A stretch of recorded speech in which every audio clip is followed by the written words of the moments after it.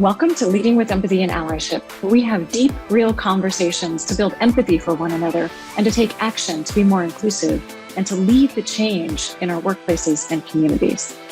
I'm Melinda Brianna Epler, founder and CEO of Change Catalyst and author of How to Be an Ally. I'm a diversity, equity, and inclusion speaker, advocate, and advisor. You can learn more about my work and sign up to join us for a live recording at ally.cc. All right, let's dive in.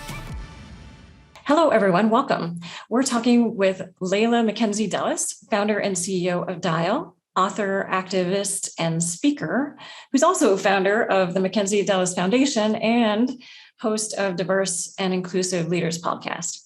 We'll be discussing how she's driving transformative change through research and how data can enrich our decision-making processes through diversity, equity, and inclusion. So on screen today are ASL interpreters Sarika and Ruby from Interpreter Now, our incredible partners. And you can learn more about Interpreter Now at www.interpreter-now.com. So Leila, how are you? I am so well. Thank you very much indeed, Melinda, for having me. And I'm a huge fan of the work that you do and the TED Talks and such. And it's really just brilliant to be here today having a conversation around some of my favorite subjects: diversity, inclusion, belonging, equity, and also data. So I'm definitely a self-confessed data geek. Awesome. So before we dive in, let's just describe ourselves for anyone who's on YouTube and is blind or low vision. So I am a white woman with long red hair and wearing a blue long sleeve shirt. And my background is in a white room, small white room with some plants around my book and a black couch as well. My name's Leila McKenzie-Delis. I am Chinese. I'm a millennial, an old millennial at that, actually, at 35 years old. I'm Chinese, female. I have long, dark, black hair. It's quite straight today, and I've also got a light beige top on. In my background, I have gold and black and two paintings, which are favourites of mine and always make me happy when I look at them. Thank you, Melinda. Awesome. So will you tell us a bit about your story, who you are, where you grew up, and how you ended up doing what you do today? Thanks, Melinda. So I guess, how did I come to be where I am today? It's an interesting question because I think as long as I can remember, I've always been incredibly passionate about diversity and inclusion. If I revisit earlier times in my life when I was growing up, I was actually born in Hong Kong, but I was adopted by white British parents back when Hong Kong was a British colony, and so I have a northern accent or a British accent. My brother and I, having been adopted at 10 months in my case, my brother's case, a couple of months old, we travelled over to the UK when I was 6 and my brother was 4. And I think it was really kind of then that we realised perhaps we are slightly different and certainly physically looking different.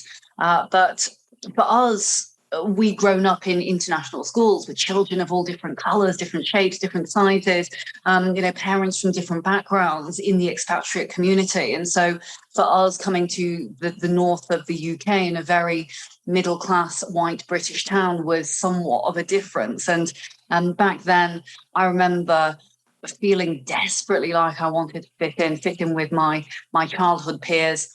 I remember wanting to be white, actually, with blue eyes and blonde hair and wanting to fit in with the crowd. And, things, from then, as the journey continued, really, started to improve in some of the formative years, because whilst I have many happy memories of childhood, I also remember in quite a profound way feeling rather different. And certainly when then going to university, achieved a first class honours business degree, thought like other children I would be able to get a great opportunity within one of the corporate organisations. And that wasn't actually the case despite the degree. And I think when you're young, you are slightly tough on yourself. You think, oh my goodness, I'm not good enough. Being afforded the opportunity of just having such a wonderful family and a wonderful upbringing and to have the opportunity of education, I expected I would go down that corporate route, and instead found myself journeying into the world of running my own businesses, working within talent and executive search, and over the years got pretty good at that, and actually started to recruit for C-suite level individuals and really focus very much on talent, which led me to see both visible and invisible diversities and how they started to play out in that corporate environment. And rather naively, I remember starting to go higher and higher up this corporate hierarchy and noticing that there was less and less individuals that, one, looked or sounded anything like me. I barely ever came across anyone who would be like that. But I also noticed there was significant lack of visible diversity. And by that, I mean gender, I mean race, I mean our kind of our physical appearance in terms of age and generation. But then I also noticed that there was not a lot of talk about aspects like neurodiversity. I'm dyslexic, and proudly so. I see it as a bit of a superpower to this day, because it allows that capability of thinking quite differently. And that set me really on this course of where I am now, starting Dial, realizing that with the network that I had and the richness of the people that I had met, and naturally were drawn towards those who had high emotional intelligence, who led with often empathy and had something unique and slightly out of the box in some respects to stay around that boardroom table, that I could utilize the network and latterly the platform in which I created within Exec Search to actually spearhead a new organization, which was Dial, and more recently the foundation. And so that Dial, which stands for Diverse, Inclusive, Aspirational Leaders, focuses on all different aspects of diversity, because diversity means so many different things, different people. And listening to your TED Talks, Melinda, and your story, there's so many different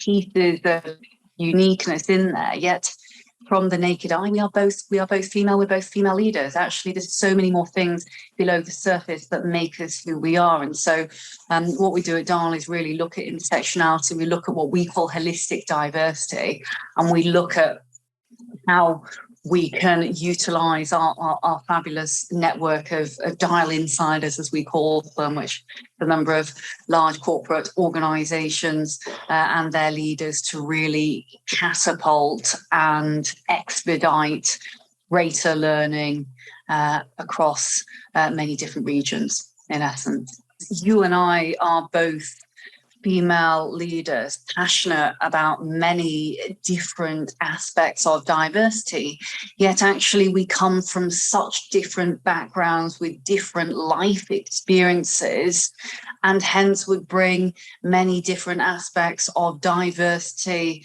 and therefore learning and innovation to the virtual boardroom table, as it were. And so ensuring that we don't see everyone with the same lens is critical, in particular because the diversity journey is one which is evolutionary. What our children, our future generations of leaders may view diversity as, I'm sure, will be very different to what we see it as today. There will be diversities within diversities within diversities. It's like culture. It's living, it's breathing, it's sleeping. It's not something that we will ever get to the point of saying, hey, ta-da, we have fixed it, because it's a journey. And can you talk a little bit about, well, so the McKenzie Delis review is the first of its kind, where you're really looking holistically at how employers are addressing and prioritizing diversity, equity, and inclusion efforts across 10 different facets of workplace diversity and inclusion. Can you talk a little bit, speaking of, can you talk a little bit about those 10 facets and what you're looking at?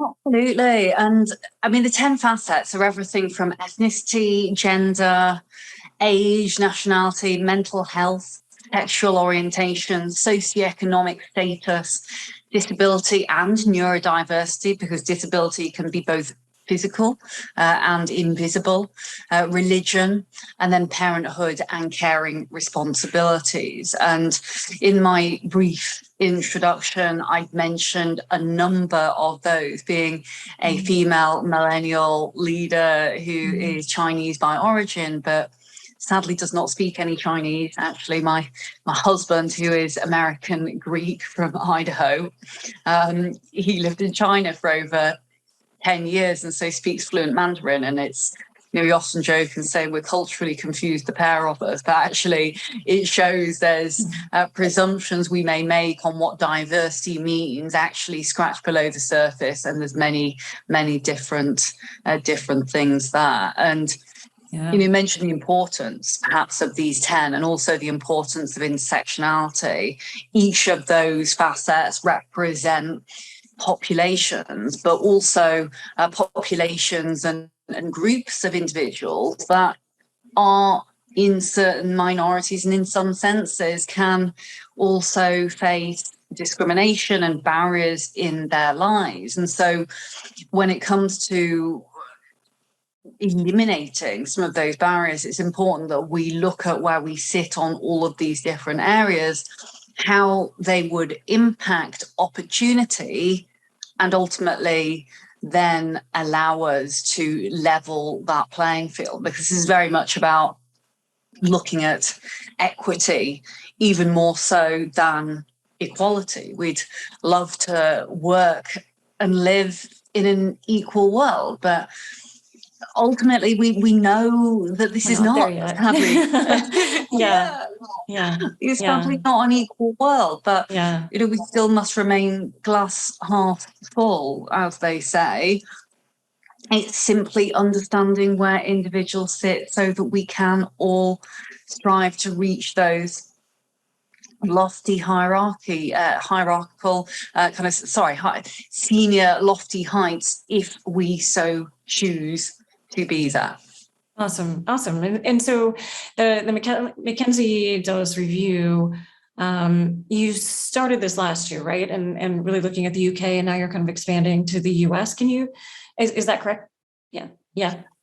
You're absolutely spot on, Melinda. Okay. Absolutely spot on. So we piloted the review in the UK last year, and we looked at 79 organisations who took part.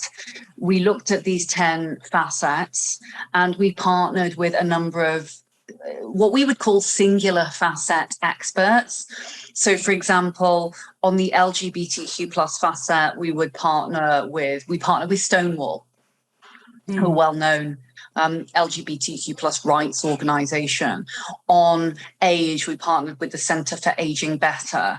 On gender, we partnered with the Hampton-Alexander Review and the 30% Club, and so on and so forth as we made our way throughout those 10 facets. We pulled together a number of questions. We cross-checked those with one another, because you find, interestingly, that diversity and inclusion experts in certain fields may, to an extent, challenge others, and that challenge is positive. You may have Stonewall as an example on the LGBTQ plus side saying, hang on a minute, Hampton-Alexander or whomever other facet research partner that would be, saying we need to include X, Y, Z in terms of pronouns, in terms of not having a box that would say other, as an example. Right. So all those kind of things we checked, and then we looked basically at CEO -2. So can you talk about what that means? Yeah. What is the CEO -2? We did the research on chief executive -2, which ultimately means CEO and the 2 layers of direct line reports underneath the CEO.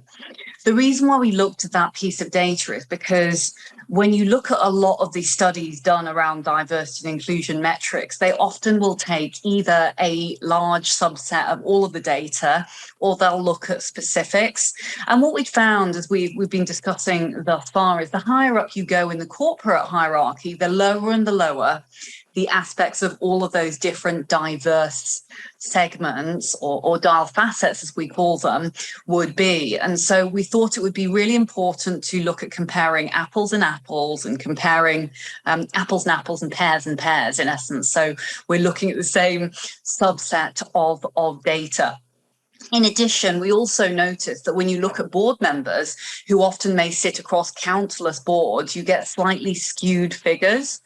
The executive roles underneath the CEO would namely be full-time, what are called executive positions. And so that is the area that we wanted to look at, because it would allow us then to look at succession planning. It would allow us to look at role modeling, real modeling, and ultimately how we then send the lift back down, as it were. Because whilst I do believe diversity and inclusion objectives can be very successful from grassroots up, and that is important at every single layer, we know that diversity initiatives are expedited much faster and more efficiently if they do start at the top and there is full buy-in across the C-suite. And so what impact do you intend to make with a benchmark like this? Why is this so important to you and to industry in general?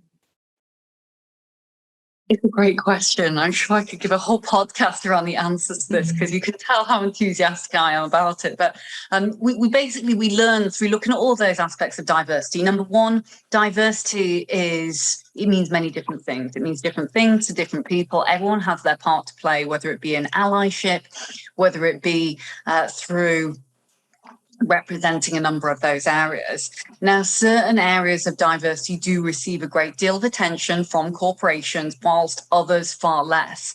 The report indicates that often D&I goals are not necessarily backed up by actions, yet at the same time, they need to be given reasonable amounts of recommendations and kind of positive aspirations. I come from a place when it comes to diversity and inclusion that is very much about the carrot as opposed to the stick. Most people know exactly why diversity is necessary and is also the right thing to do from a human level, but actually there's so many other reasons and rationales behind that, from not only a profitability perspective, but also from ensuring that we don't just take this scattergun approach or feel, yes, we're doing lots to either knee-jerk reaction because something's happened in the press or world movements have happened, but actually we ensure that we give attention to all of the different aspects. We've seen that some companies might take a slightly scattergun approach to D&I, give careful attention to certain aspects, be it gender, be it other aspects, whilst others aren't necessarily brought to the forefront. We found that there were a lot of good willing wants around strategy, such as like 9 in 10 participating organizations in our 79 of last year had a clear strategy on leadership team diversity, mentioning gender. But when you look below the surface, just half of those specify gender diversity in leadership succession planning. And so the willingness is there. Again, 9 in 10 organizations have a process to ensure employees with disabilities and long-term conditions have the adjustments they require at work. Yet, senior leaders at more than 4 in 10 organizations, that's under 50%, don't currently ensure disability inclusion is factored into business strategy. And so the pattern in some of those instances continues. And the great thing about the benchmark piece is actually it becomes more and more powerful the more it is done and the more it's iterated every single year, but also it keeps that momentum on. There'd be no good as doing a diversity study benchmarking piece multiple years ago, because things then have moved on. There needs to be a checkpoint. And so we're doing this review on an annual basis to make sure we keep the momentum on, that we're learning, we're sharing from one another, and we are also able to, one, get under the surface with clear actionable goals and initiatives, but also we can look at where we're going to focus our energy. If I'm Organise X, let's say, and we're doing great in terms of gender diversity, the next natural step might be to move on to something else. We can't presume that we're doing great on diversity as a whole because gender only might be at the forefront. Actually, there's so many different other aspects to that. And so making sure we know where we are placing and pushing and pivoting that energy is critical for us ultimately to succeed longer term. Yeah, absolutely. And can you get a little specific about what some of the questions an organization might expect on the survey? What are some of those questions look like? It's a great question. And interestingly, we are launching this year in the States, to your earlier point. And we had to look at pivoting a number of those questions because the American market and terminology and language is rather different. I give an example here for an acronym, BAME. It's not one that I'm a fan of. No. BAME. Yeah, I dare say it sounds like a sexually transmitted disease or something like that. Something like BAME. I'm BAME. Black people would be BAME. Asian people would be BAME. Yet also we are so very different from different backgrounds. For those wondering what BAME means, it means Black Asian. It means Black Asian minority ethnic individuals. And that's just one example, but it's not. And it's similar. It's similar to saying here, people of color, or even potentially BIPOC, but it's not quite there. Yeah. Absolutely. And I mean, interestingly, you mentioned that POC. We often see POC over in the States. It's not so relevant, not such used terminology in the UK. And whilst in the first year of the review in the UK, we did reference terminology BAME, we also said that whilst we are using this terminology, number one, we spelt it out because there is importance on all. By simplifying, you kind of almost diminish the richness of each of those very, very different backgrounds and cultures. But also it does take time for language to start to evolve. You look at LGBT becomes LGBTQ plus, then LGBTQ plus IA, and the same very much in an evolutionary way for the other facets of diversity. But to answer your initial question around the questions that we ask, they're actually relatively simple. I'm giving a broad brush here, but a lot of the questions would be asking around leadership, team strategy. Do we have a policy or a process in place? And we're not asking that in a critical way. It's the question is, do we have a strategy in place? And often we have found, I must be careful not to generalize here, often we found there is a strategy in place, but actually when it comes to looking at the physical adjustments around those, it is not marrying up with the verbal want to actually include this within strategy. It's actually not dropping down. So a number are around how there could be self-identification, in particular when it comes to LGBTQ plus and sexuality. And then others would be around what processes, procedures we would have in place. Some also are around reporting lines, again, because we're talking about one of my favorite subjects, differences between culture, and we're looking this year at UK v US, which is exciting. You often see the terminology chief diversity officer in the States. Reporting lines often are into CHROs, sometimes into CEOs, which is fascinating. You look at the UK, I can count the number of named chief diversity officers on one hand. They often have a title that would be a head of, sometimes a director of, would not always fit into that CEO -2. So it's interesting. But I think what I have found is that it's a little bit earlier. Diversity, equity, and inclusion, these conversations have not been around as long. And I think if you look back a few years ago here in the US, it was the same. So I think that could be part of the issue there, that it's just a little bit earlier in the conversation and in the work. Yeah. Absolutely. You've hit the nail on the head. It's still not a fully formed, I would say, standard, in inverted commas, a role.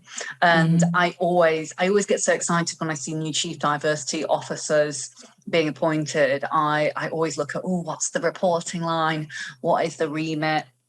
Obviously, you and I are perhaps a little biased because we're so passionate about diversity and inclusion, but that role itself as the Chief Diversity Officer is really one of the most complex within the organisation because it has to influence every single area. Chief Diversity Officers are focusing on supply chain diversity and, you know, how product even exactly so many absolutely different, which is the really good argument for that role being at reporting directly to the CEO or the COO and being a part of the core leadership team because of that, just in the same way that finance reaches so many different aspects of the organization or strategy, right? Yeah, absolutely. So what are some of the key findings from your first year in the UK that you could share? Of course. And one thing I will note here is you can download the report completely free. The McKenzie Delis Review, annual review, which is being supported by Verizon and Walgreen Boots Alliance this year, as well as KPMG and many, many others. It's available completely free to download. So all of the research is free. We don't believe in charging for that. Obviously, support is great wherever it is available, but we make that free to download. So you can download that free, and we'll be doing it again every single year from now. And we'll put a link on our website and also on YouTube and on our podcast channels as well. So you can access that directly. Thank you so much, Melinda, and super excited to be more involved with you and the great work that you're doing around D&I. But to answer your question around some of the findings, so here's a couple actually that I have. So 9 in 10 organizations recognize the benefits of an intergenerational workforce.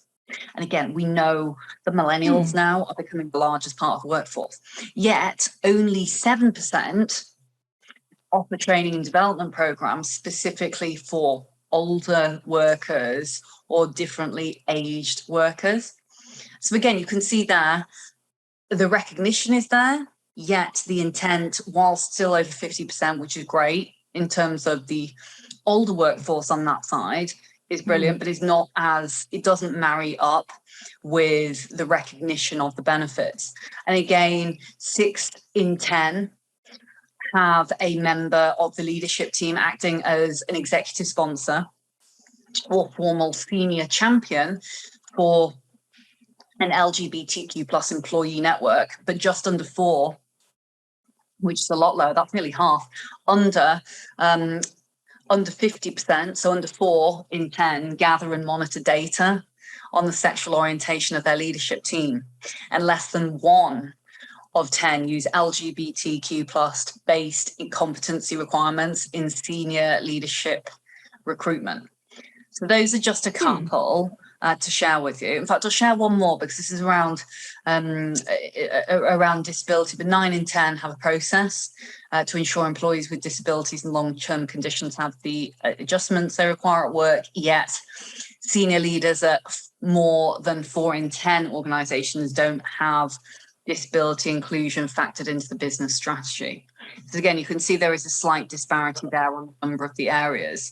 This is recognized. So we're seeing this is recognized now. We're just not necessarily seeing that some of these actions are following through. And for anyone who's listening, who's thinking, what is an executive sponsor?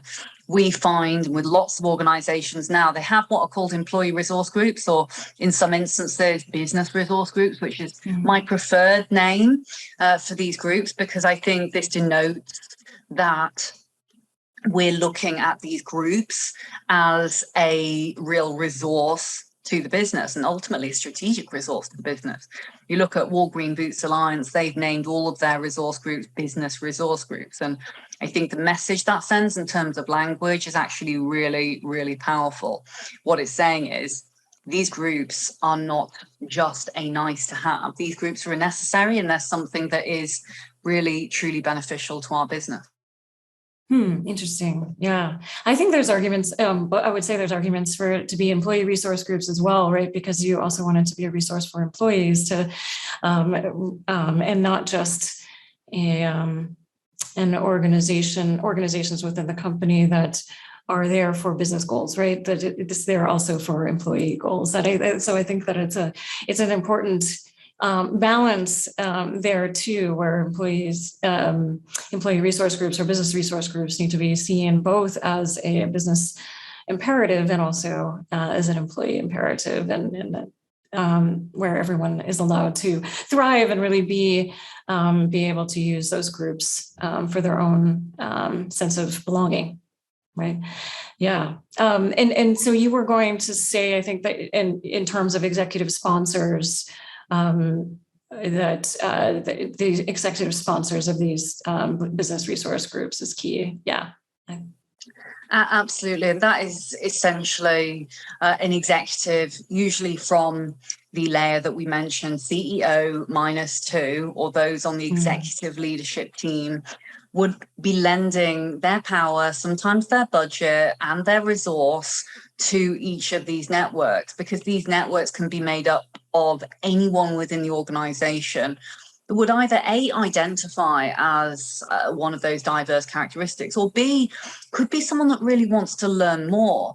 One of the common misconceptions around employee resource groups is that they must be made up of individuals that would be within that specific area of diversity, i.e., there's a number of Asian resource groups or East Asian resource groups that I've started to see, which I think, well, I mean, they were very important, in particular around the time which we've seen a lot of late around Asian hate.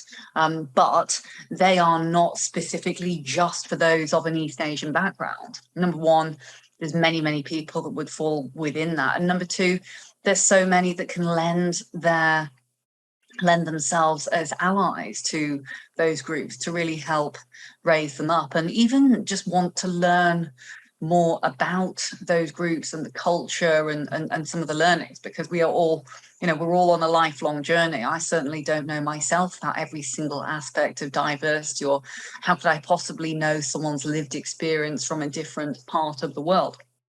I couldn't, but I could join an employee resource group if I was within a corporation to learn more about those individuals, try and look through their lens, understand what they've been through, and seek to educate and support them.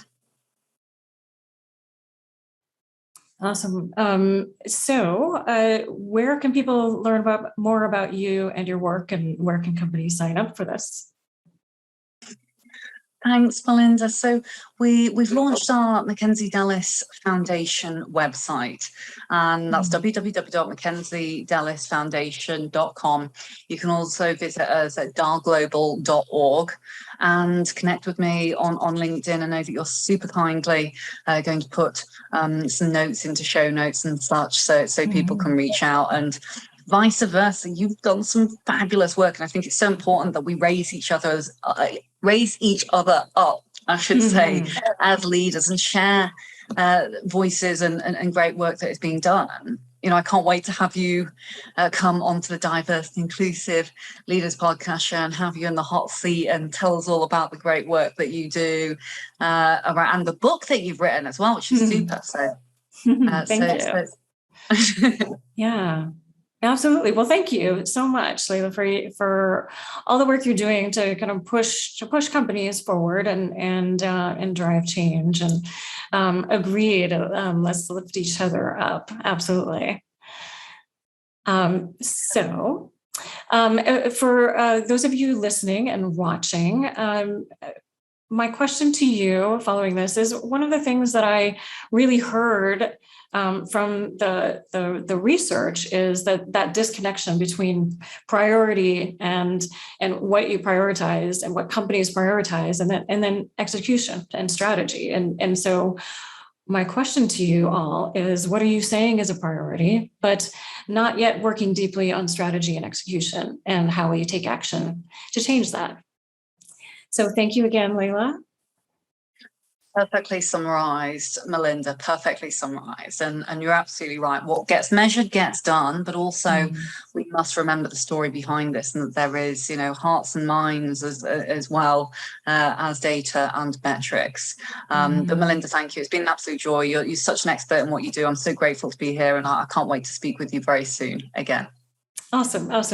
And if you're looking for more ways that data can help drive change in your organization, also check out episode 20, where we talked with Danny Allen about using data to drive change internally. So in fact, you could take some of the learnings from the research and the McKenzie Delis review. You can take your work from the McKenzie Delis review and then drop it into a data dashboard that Danny Allen talks about. So I highly encourage you to take a look at that, because that is then taking the next step of driving change in your organization.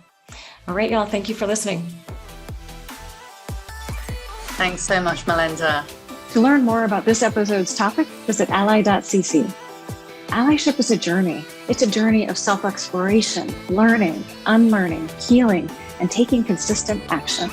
And the more we take action, the more we grow as leaders and transform our communities. So what action will you take today? Please share your actions and learning with us by emailing podcast@changecatalyst.co or on social media, because we'd love to hear from you. And thank you for listening. Please subscribe to the podcast and the YouTube channel and share this. Let's keep building allies around the world.